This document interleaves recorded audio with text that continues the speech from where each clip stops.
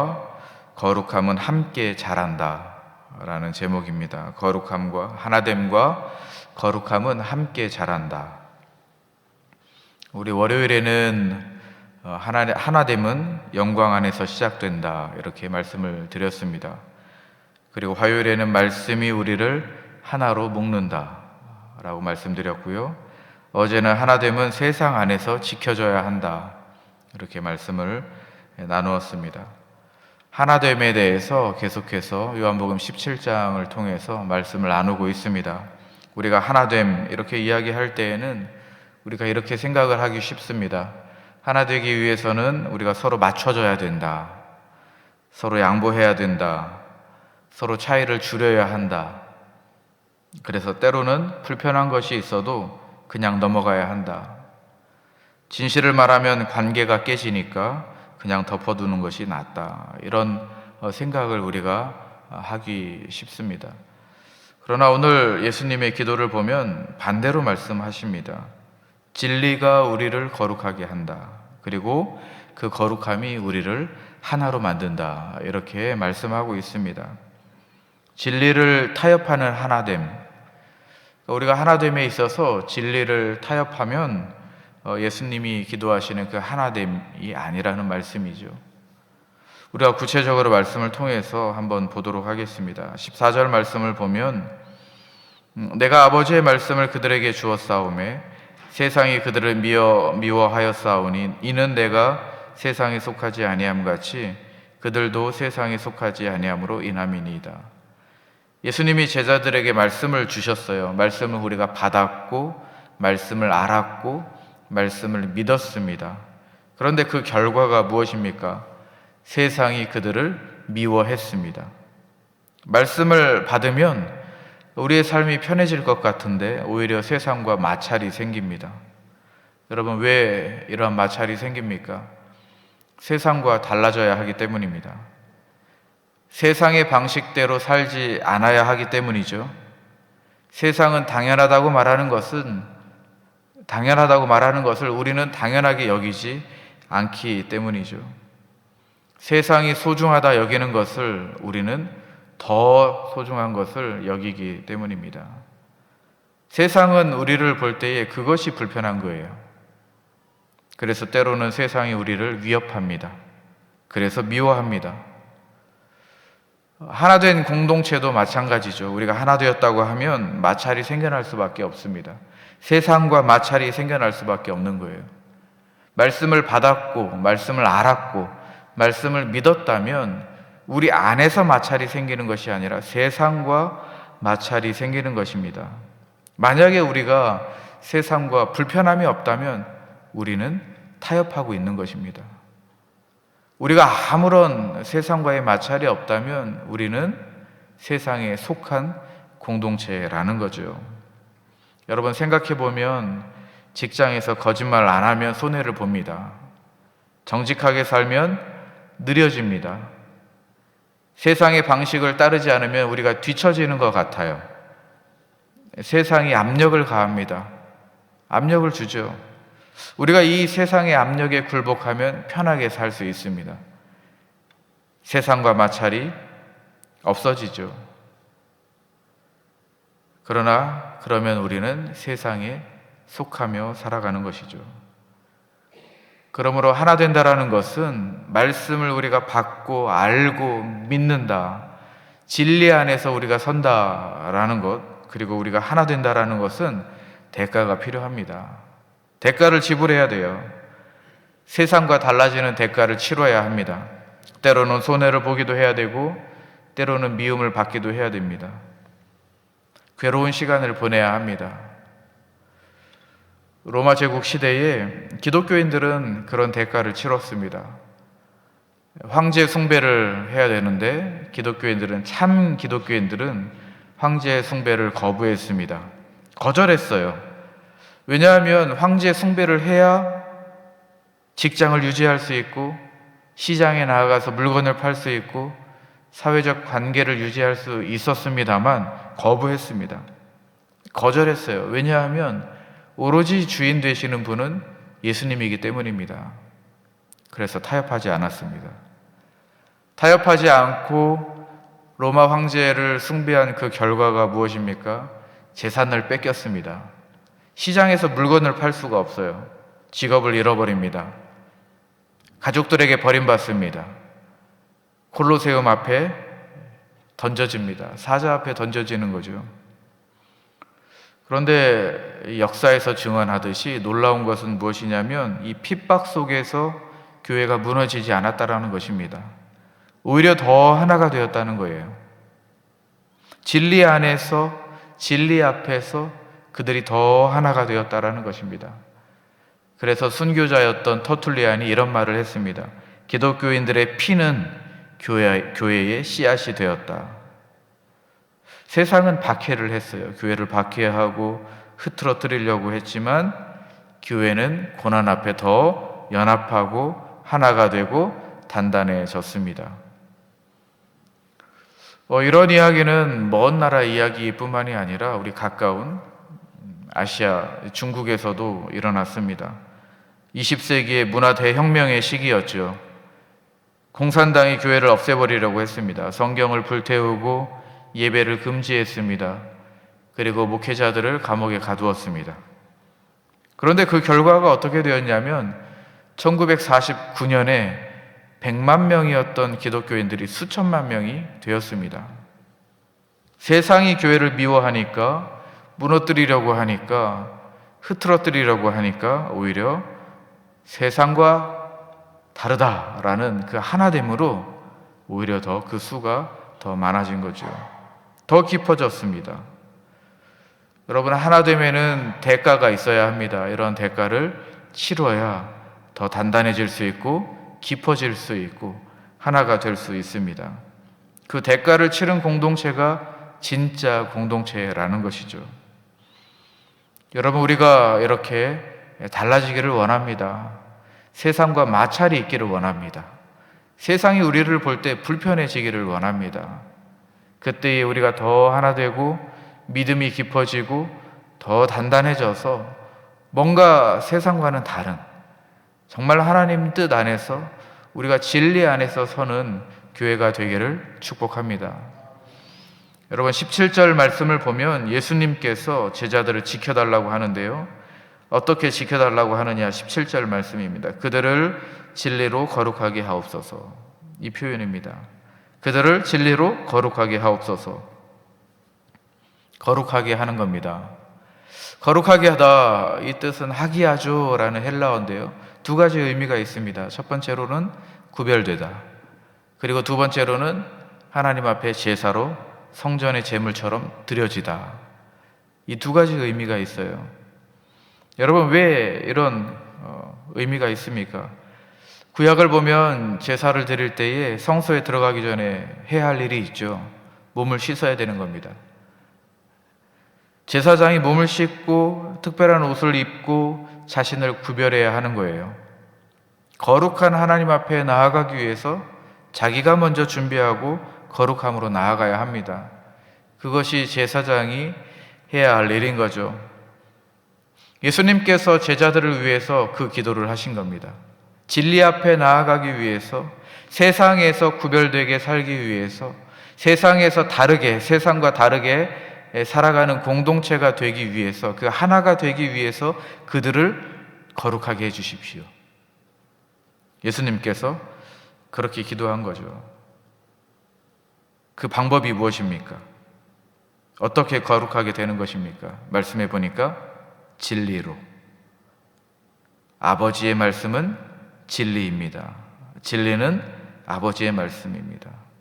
그러니까 이 하나님의 말씀으로, 진리로 제자들을 거룩하게 해달라는 겁니다. 이 진리로 성전의 제물처럼 드려질 수 있게 해달라는 겁니다. 이 진리의 말씀으로 세상과 구별되어서 더 단단해지고 하나가 되고 구별된 공동체가 되게 해달라고 예수님께서 기도하고 계시는 거죠. 여러분, 우리에게는 이것이 필요합니다. 이 거룩함이 필요하고 구별됨이 필요합니다. 왜 필요합니까? 우리는 매일같이 세상의 소리를 듣기 때문이죠. 세상이 뭐라고 말합니까? 더 많이 가져야 된다. 더 높이 올라가야 된다. 남보다 더 많이 앞서야 된다. 이런 소리를 우리가 자주 듣습니다. 이런 소리를 자주 듣다 보면 당연한 것이 되는 거예요. 내가 가져야 되고 높이 올라가야 되고 그리고 내가 남보다 앞서 가야 되는 거죠. 그러다 보면 이게 당연하고 구별되지 못한 모습으로 바뀌는 겁니다. 우리가 하나가 되어야 되고 구별되어야 되고 거룩해져야 되는데 우리가 너무 밖에서 너무 세상의 소리를 듣다 보니까 우리가 세상이든 이 공동체 교회든 구별됨이 없어요. 거룩함이 없어요. 예수님께서 그 부분을 짚어주시는 겁니다. 하나님 앞에 예수님이 간절하게 기도하는 거예요. 저 제자들이, 저 공동체가, 우리 성도님들이 구별되고 거룩하게 해 주십시오. 여러분, 그것이 우리가 사는 길인 줄로 믿습니다. 구별되고 거룩해져야 합니다. 무엇으로 거룩해지고 구별됩니까? 진리를 통해서, 하나님의 말씀을 통해서 우리가 세상과 달라지는 겁니다. 20세기 한국 교회 역사에도 그런 일이 있었습니다. 일제 강점기였죠. 신사참배의 강요가 있었습니다. 많은 교단들이 신사참배를 했습니다. 타협했어요. 하나씩 무릎 꿇었습니다. 왜냐하면 살아남아야 되기 때문이죠. 교회를 지켜야 한다라는 명목으로 무릎을 꿇었습니다. 그런데 끝까지 거부한 사람들도 있었습니다. 소수의 사람들이었지만 끝까지 거부했습니다. 주기철 목사님과 소수의 교회들이 끝까지 신사참배를 거부하고 감옥에 갇혔습니다. 교회 문을 닫게 되었습니다. 그리고 주기철 목사님은 감옥에 5번이나 투옥되었습니다. 그리고 감옥에서 순교하셨죠. 인간적으로 볼 때에는 실패고, 인간적으로 볼 때에는 교회의 문을 닫게 한 장본인입니다. 그러나 그 역사가 증언합니다. 타협하지 않았던 진리 앞에서 거룩한 모습으로 유지하였던 이분들 때문에, 이 소수의 분들 때문에 교회가 양심을 지킬 수 있었던 겁니다. 오히려 교회가 더 단단해질 수 있었던 거죠. 여러분, 크고 작음의 문제가 아니고요, 타협하지 않았다라는 것이 핵심입니다. 같은 말씀 앞에서, 진리 앞에서 타협하지 않고 구별되어서 거룩함을 지켰다라는 것이, 그것이 우리가 역사를 통해서 깨달을 수 있는 핵심입니다. 여러분, 진리를 붙드는 공동체는 작아도 괜찮습니다. 진리를 붙드는 공동체는 거룩하면 되는 겁니다. 거룩함이 하나 되게 하는 것이고, 하나됨이 세상이 흔들 수 없는, 세대가 감당하지 못하는, 세상이 감당하지 못하는 다음 세대로 우리가 연결해 나아갈 수 있는 것이죠. 우리가 이 시간 기도할 때에 그렇게 기도했으면 좋겠습니다. 하나님, 우리가 진리로 나를 거룩하게 하여 주시옵소서. 말씀이 나를 세상으로부터 구별하게 하여 주시옵소서. 진리를 타협하지 않게 하여 주시옵소서. 그러나 우리가 진리를 내세울 때에 사랑 없이 휘두르지 않게 하여 주시옵소서. 진리와 사랑이 함께 있는 내가 되게 하여 주시고 우리 공동체가 되게 하여 주시옵소서. 우리가 이러한 기도를 오늘 할 때에 예수님께서 간절하게 기도하신 것처럼 우리가 구별되고 거룩해질 줄로 믿습니다. 그 거룩함이 하나 되게 하는 줄로 믿습니다. 19절 말씀 보시면요, 예수님께서 한 가지 더 말씀을 하십니다. 19절 말씀에 그들을 위하여 내가 나를 거룩하게 하오니 이는 그들도 진리로 거룩함을 얻게 하려 함이니이다. 그들을 위하여, 우리 제자들을 위하여, 우리 성도님들을 위하여 내가 나를 거룩하게 하오니, 예수님의 말씀입니다. 제자들을 위해서 자기 스스로 먼저 구별되신다고 말씀드립니다. 자기가 먼저 드려지겠다고 말씀하십니다. 여러분, 우리를 위해서입니다. 대제사장이 속죄일에 성소에 들어가기 전에 자신을 위해서 먼저 제사를 드렸습니다. 자신을 먼저 구별했습니다. 그 다음에 백성을 위해서 기도하고 제사를 드렸습니다. 지도자가 먼저 구별되어야 백성이 그 은혜를 받을 수 있는 거죠. 예수님이 바로 그 대제사장입니다. 예수님이 먼저 구별하셨습니다. 예수님이 먼저 아버지의 뜻에 따라 순종하신 거죠. 예수님이 먼저 십자가를 향해서 자신을 헌신하신 겁니다. 예수님이 먼저 가셨기 때문에 우리가 거룩해질 수 있었던 겁니다. 예수님이 먼저 자신을 드리셨기 때문에 우리가 하나님 앞에 설 수 있었던 겁니다. 여러분, 그러므로 우리가 이 거룩함이라는 것은 우리가 만들어내는 것이 아니라 예수님께서 먼저 자신을 드리셨기 때문에 우리에게 흘러온 겁니다. 내가 더 노력해서 거룩해지는 것이 아니고, 내가 더 헌신해서 구별되는 것이 아니고, 내가 무언가를 더 많이 우리가 함께 해서 하나 되는 것이 아니라 예수님이 먼저 헌신하시고 십자가에 먼저 돌아가시고 예수님이 먼저 그 길을 가시고 예수님이 먼저 자신을 내어주셨기 때문에 우리가 구별되고 거룩해질 수 있고 우리가 하나 될 수 있었던 것입니다. 여러분, 그래서 이 거룩함이라는 단어를 우리가 마주할 때에는 이것이 부담이 되는 것이 아니라 이 거룩함은 은혜입니다. 은혜. 여러분, 이 은혜를 반드시 누리시기를 주님의 이름으로 축복합니다. 이 은혜를 반드시 여러분들의 손 안에 있기를 축복합니다. 여러분, 거룩함은 부담이 아니라 은혜입니다. 예수님이 먼저 가셨기 때문에 우리에게 주어진 겁니다. 예수님이 헌신하셨기 때문입니다. 여러분, 이 말씀을 가지고 우리가 우리 공동체에 어떻게 적용할 수 있겠습니까? 공동체 안에서 내가 먼저 드려질 때에 우리 공동체가 살아날 수 있는 겁니다. 내가 먼저 구별될 때에, 내가 먼저 헌신할 때에, 내가 먼저 하나님 앞에 제사로 드려질 때에 우리 공동체가 살아나는 거죠. 내가 먼저 낮아지고, 내가 먼저 용서하고, 내가 먼저 섬기고, 내가 먼저 손해를 감수할 때에, 내가 먼저 드려질 때에 공동체가 거룩해지는 겁니다. 그 거룩함이 있다면 하나가 되고 단단해지는 거죠. 우리는 흔히 다른 사람이 먼저 변하기를 기다립니다. 저 사람이 사과하면 내가 사과하겠다. 저 사람이 악수를 청하면 내가 악수하겠다. 저 사람이 바뀌면 내가 바뀌겠다. 저 사람이 섬기면 나도 섬기겠다. 그러면 우리는 아무것도 바꿀 수 없습니다. 예수님은 먼저 자신을 거룩하게 하셨고, 먼저 드리셨고, 먼저 낮아지셨습니다. 우리가 공동체 안에서 하나가 되려면 누군가의 먼저가 있어야 합니다. 그 먼저가 내가 되어야 하는 거죠. 오늘 기도하실 때에 그렇게 기도하면 좋을 것 같아요. 하나님, 내가 먼저 드려지는 자가 되게 하겠습니다. 내가 먼저 드려지겠습니다. 내가 먼저 낮아지고, 내가 먼저 섬기고, 내가 다른 사람이 변하기를 기다리는 그 마음이 있다면 먼저 내려놓겠습니다. 내 힘으로는 할 수 없습니다. 예수님께서 하셨기 때문에 내가 할 수 있는 겁니다.